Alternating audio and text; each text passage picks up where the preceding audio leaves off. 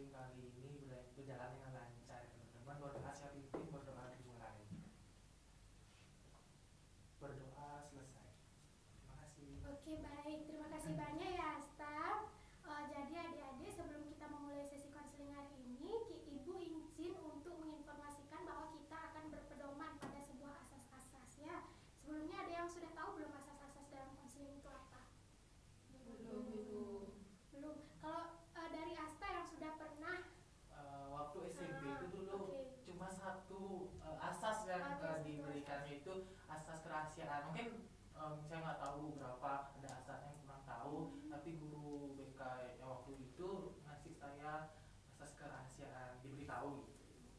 Kalau dari apa yang dijelaskan oleh guru BK Asta waktu SMP, kira-kira asas kerahasiaan itu apa sih? Jadi yaitu gurunya BK itu mengatakan bahwa sebuah informasi yang diberikan kepada oleh gurunya akan dijaga dengan baik supaya diprivasi, seperti itu Ibu kurang lebihnya. Oke, ya itu betul ya adik-adik. Jadi selain apa yang sudah dikatakan oleh Asta tadi, selain asas kerahasiaan, yaitu di mana dalam sesi konseling ini kita akan saling menjaga rahasia satu sama lain. Jadi adik-adik bisa bercerita dengan nyaman ya. Selain asas kerahasiaan, ada juga 3 asas lainnya, yaitu yang pertama asas keterbukaan, di mana dalam sesi konseling ini adik-adik bisa saling terbuka satu sama lain. Jadi bisa menceritakan masalahnya dengan nyaman ya. Kemudian yang kedua yaitu asas kesukarelaan. Adik-adik bisa dengan sukarela menceritakan mengenai permasalahan adik-adik ya. Jadi tanpa paksaan adik-adik berceritanya. Kemudian yang ketiga yaitu asas kekinian, di mana dalam konseling ini kita akan membahas mengenai permasalahan yang terjadi di masa kini, begitu ya. Sampai di sana bisa dipahami? Bisa. Oke. Kalau begitu selanjutnya kita akan menentukan mengenai estimasi waktunya. Estimasi waktu mengenai permasalahan pelaksanaan konseling ini ya. Kira-kira kita sepakat mau berapa menit untuk melaksanakan konseling ini? 45 menit cukup ya, atau 40 berapa ya? Coba 45 saya. Oke, berarti kita sepakat melaksanakan konseling 45 menit ya. Oke, baik, kalau begitu sebelum itu Ibu ingin menanyakan kesiapan kalian terlebih dahulu nih. Apakah kalian siap untuk mengikuti konseling hari ini? Siap. Siap? Siap? Siap. Kayaknya terlalu loyo deh. Atau kita mau melakukan ice breaking dulu? Boleh. Mau ice breaking dulu? Oke, kalau begitu kita akan ice breaking dulu ya untuk meningkatkan semangat kalian dalam mengikuti konseling ini ya. Dimana ice breaking kita kali ini adalah kita akan melakukan sebuah permainan. Permainan kita ini disebut sebagai tepuk arah. Kira-kira di antara kalian udah ada yang pernah nggak memainkan permainan ini? Belum ada. Berarti masih asing ya? Ya. Oke, baik. Jadi Ibu jelaskan dulu ya. Jadi tepuk arah itu merupakan sebuah permainan yang memanfaatkan 2 arah, yaitu kiri dan juga kanan. Jadi nanti apabila Ibu menjelaskan mengenai mohon maaf, apabila Ibu nanti mengatakan tepuk kanan, kalian menepuk tangannya itu di kiri. Sebaliknya, apabila Ibu mengatakan tepuk kiri, kalian menepuk tangannya itu di kanan. Jadi nanti lama-kelamaan itu Ibu akan menginstruksinya dengan cepat ya. Jadi adik-adik harus memiliki fokus yang tinggi dalam permainan ini ya. Oke, kalau gitu kita mulai ya. Baik Ibu. Kita mulai dari tepuk kanan. Tepuk kiri. Kanan. Kiri. Kanan kiri. Kanan kanan kanan. Kiri. Kanan kiri kanan. Oke, kita lanjutkan satu ini ya.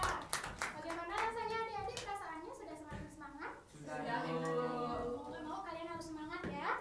Oke. Oke, baik. Kalau begitu selanjutnya Ibu pertama-tama ingin adik-adik menceritakan secara detail mengenai ketakutan adik-adik ya. Coba dimulai dari adik Cynthia dulu. Kalau dari saya takut dengan darah. Kenapa saya takut dengan darah? Karena dulu waktu saya masih di sekolah dasar, saya sempat melihat orang yang kecelakaan depan rumah saya dan orang itu memang langsung meninggal. Nah, dari sejak itu saya selalu takut melihat orang kecelakaan ataupun memang darahnya berceceran.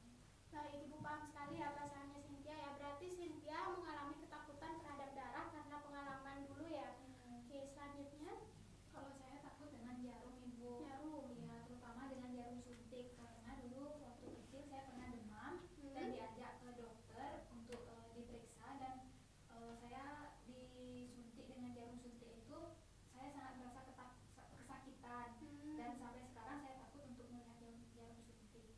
Oke, berarti Mutiasi memiliki ketakutan mengenai jarum suntik ya karena pernah mengalami pengalaman disuntik dan merasa kesakitan ya. Oke, baik, selanjutnya. Jadi dari dulu itu terus saya dibentak oleh bapak saya, suaranya keras gitu Ibu. Jadinya saya takut kalau suara besar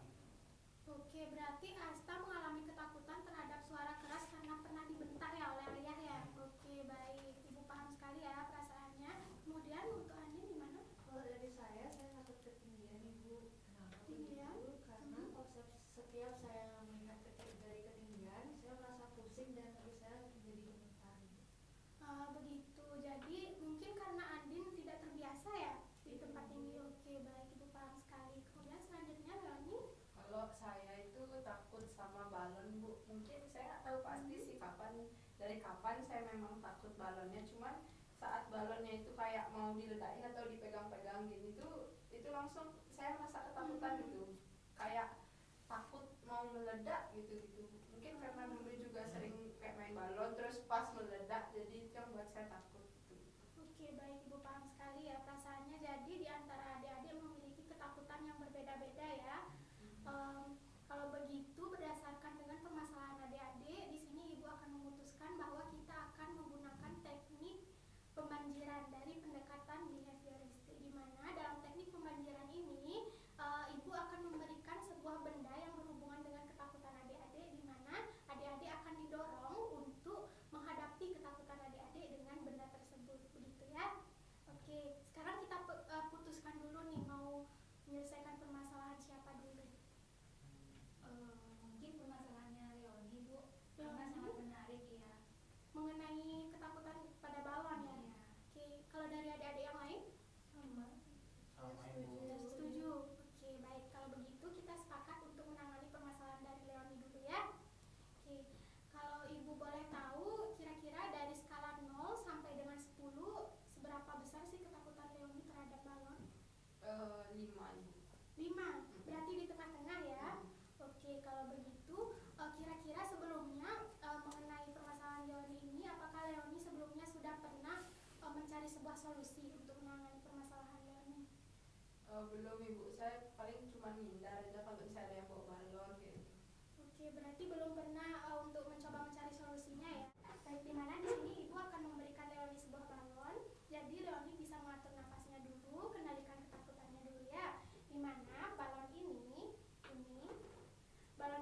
dalam balon ini Leoni silakan untuk menutup mata terlebih dahulu. Ya, tutup mata. Oke, nyamankan diri. Sudah merasa nyaman? Oke, baik, sekarang coba bayangkan hal-hal yang membuat Leoni merasa nyaman. Kira-kira hal-hal seperti apa itu? Sudah ada bayangan? Tidak apa-apa. Tarik nafas, keluarkan. Oke, bayangkan hal-hal yang membuat Leoni nyaman. Kalau Ibu boleh tahu kira-kira hal apa yang membuat Leoni nyaman? Bertemu dengan keluarga saya dan keponakan saya. Bertemu dengan keluarga dan juga keponakan Leoni. Kalau begitu, sekarang Leoni silakan untuk membayangkan bahwa di salah satu di antara anggota keluarga Leoni tersebut membawa sebuah balon. Dia berlari dengan perasaan yang senang ke arah Leoni dengan membawa sebuah balon. Kira-kira apa yang Leoni rasakan pada saat itu? Takut Bu. Takut? Kenapa takut?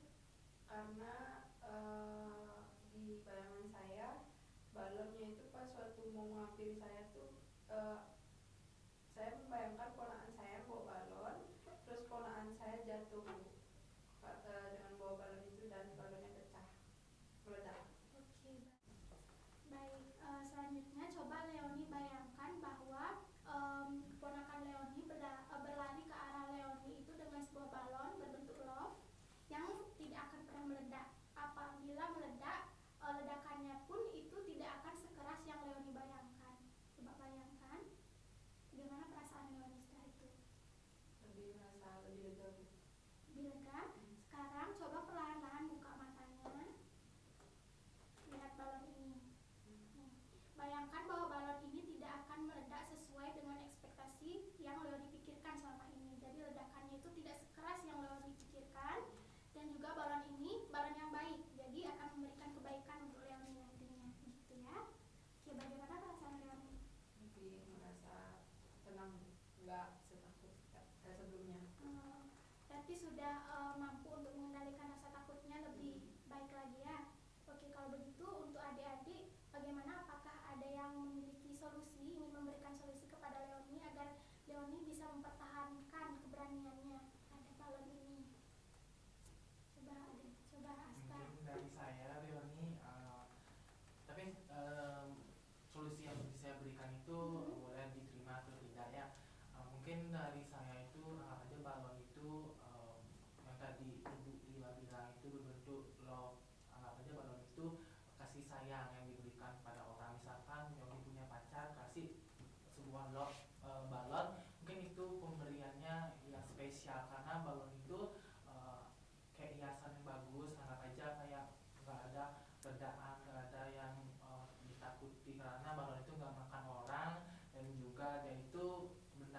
yang nggak bisa bergerak. Maksudnya Leoni sebagai manusia itu bisa mengendalikan dirinya, jangan aja sampai diletakkan, mungkin dipajang, waktu-waktunya pasti akan kempes kan, nggak harus diledakkan, pasti bisa kempes sendirinya. Seperti itu mungkin Leoni. Ya semangat Leoni. Makasih ya, Iya, bagus sekali ya Asta untuk solusinya. Bagaimana dari adik-adik yang lain? Ada yang mau memberikan solusi juga untuk Leoni agar Leoni bisa mempertahankan keberaniannya terhadap balon ini? Ya, Cynthia coba. Mungkin saya menambahkan dari apa yang sudah saya berikan solusi untuk Leoni. Mungkin lebih mungkin untuk Leoni lebih berpikir positif saja. Jangan bayangkan hal-hal yang negatif tentang balon itu. Jadi seperti yang Asta tadi katakan, bahwa bayangkan balon tersebut itu merupakan bagian dari kasih sayang yang diberikan oleh orang yang memang Leoni anggap memang dekat atau memberikan kasih sayang kepada Leoni. Jadi pemikiran positif itu perlu Leoni tekankan lagi terhadap diri Leoni agar kedepannya pemikiran negatifnya itu tidak menguasai diri Leoni. Itu saja. Iya, bagus sekali ya Cynthia untuk solusinya. Di antara adik-adik yang lain ada yang mau memberikan solusi lagi untuk Leoni? Saya rasa dari masukannya dan solusinya Asta dan Cynthia sudah cukup, sudah sangat betul sekali masukannya. Jadi saya rasa sudah cukup. Oke, berarti mendukung pendapat dari Cynthia dan juga Asta ya. Bagaimana dengan Anin? Kalau dari saya katakan anggap balon itu adalah sebuah permasalahan yang selama ini Leoni nampung, dan kalaupun nanti balon itu pecah, anggapan balon itu adalah sebuah ungkapan atau perasaan yang dari pendam selama ini. Jadi kalau udah dipecahin berarti kan sudah lega, sudah keluar. Jadi jangan beranggapan bahwa balon itu adalah hal yang menakutkan seperti dengan yang dikatakan oleh teman-teman tadi. Kasih di Oke, bagus sekali Anin untuk solusinya. Bagaimana Leoni? Apakah perasaannya sudah mungkin bisa lebih tenang? dari solusi-solusi tadi dan juga bayangan tadi, saya rasa udah lebih tenangan dibandingkan sebelumnya. Kalau saran dari Ibu, mungkin Leoni sewaktu-waktu apabila ketakutan tersebut kembali, Leoni bisa menekankan pemikiran bahwa Leoni harus lebih membesarkan keberanian Leoni dibandingkan ketakutannya, karena ini hanyalah sebuah balon. Jadi apabila pecah pun itu tidak akan suaranya tidak akan sekeras yang Leoni pikirkan gitu ya. Ini hanyalah sebuah balon dan Leoni bisa menghadapi balon ini gitu ya. Oke, baik. Sudah. Oke, baik. Terima kasih banyak ya Leoni. Mungkin Leoni bisa memegang ini ya. Coba pegang dulu. Tidak apa-apa. Tidak terjadi apa-apa kan?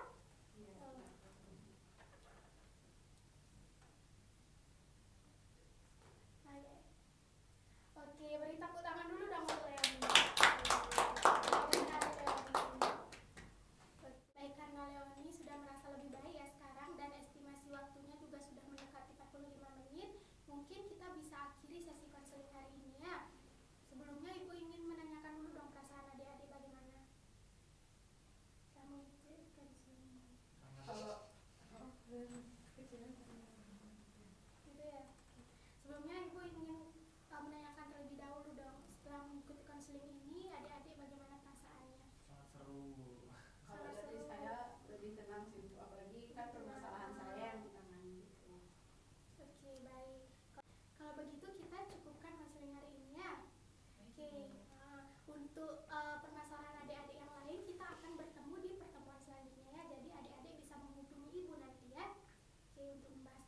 Kalau begitu sebelum itu Ibu ingin menyimpulkan terlebih dahulu, mungkin di antara adik-adik dulu deh yang mau menyimpulkan terkait dengan apa yang kita bahas kali ini dan apa yang adik-adik dapatkan dari konseling yang kita lakukan hari ini. Coba ada yang mau nggak? Coba dari Cynthia dulu.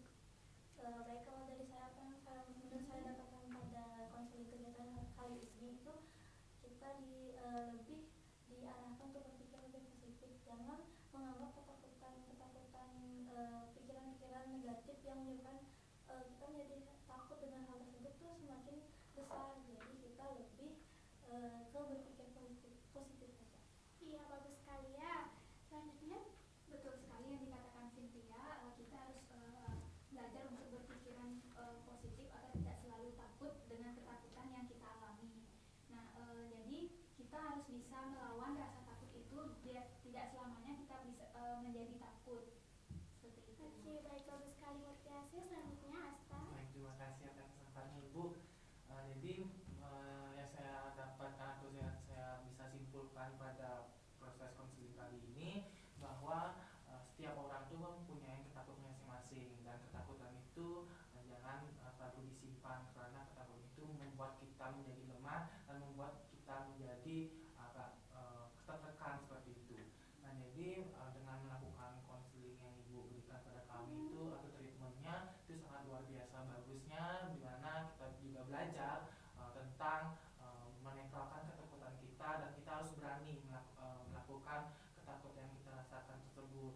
Dan juga dari solusi-solusi temannya tadi itu dapat membangun, saya dapat mengetahui sudut pandang dari teman-teman lain, bagaimana solusinya, dan memberikan semangat masing-masing, membuat diri saya itu ternyata teman-teman ini mau membantu saya, dan juga Leoni juga membantu Leoni dan teman-teman yang ada di sini. Itu sangat luar biasa dari sisi konseling kali ini. Oke, baik, bagus sekali ya Asta. Terima kasih banyak. Selanjutnya Andin. Kalau dari saya, pesan kesannya lebih ke arah konselingnya ya, karena kan saya ini baru pertama kali mengikuti konseling. Dari yang saya lihat ternyata ruangan konseling tidak semenyeramkan yang saya bayangkan, apalagi saya baru tahu ternyata saya tidak hanya sendirian yang memiliki ketakutan berlebihan pada sesuatu, dan juga di situ juga ternyata bisa menyelesaikan suatu permasalahan dengan cepat, dengan tepat, dan juga dengan berbagai sudut pandang yang berbeda. Oke, baik, terima kasih banyak ya Andin. Kalau dari Leoni sendiri nih yang sudah diselesaikan permasalahannya, kira-kira bagaimana? Kalau dari saya sih yang awalnya takut banget sama balon, dengan solusi-solusi dari sudut pandang yang lainnya dari teman-teman, itu membuat saya kayak mikir untuk harus lebih berani lagi melawan rasa takut saya terhadap balon gitu Bu. Oke, baik. Terima kasih banyak. Tepuk tangan dulu dong untuk kita. Jadi dari sesi konseling kelompok ini kita dapat mempelajari bahwa apabila kita mengalami sebuah ketakutan, kita harus menghadapinya dengan sebuah keberaniannya. Jadi kita hadapi ketakutan itu, tidak kita hindari ya, begitu ya. Oke, karena sudah mendekati estimasi waktu yang telah kita tentukan tadi ya. Kalau begitu karena kita awali dengan doa tadi, kita akhiri juga dengan doa sekarang ya. Kalau tadi kan Asta ya yang memimpin doa. Sekarang ada yang mau memimpin doa nggak? Oke, Murtiasi silakan. Baik teman-teman dan Ibu, karena tadi diawali dengan doa, langkah baiknya diakhiri juga dengan doa.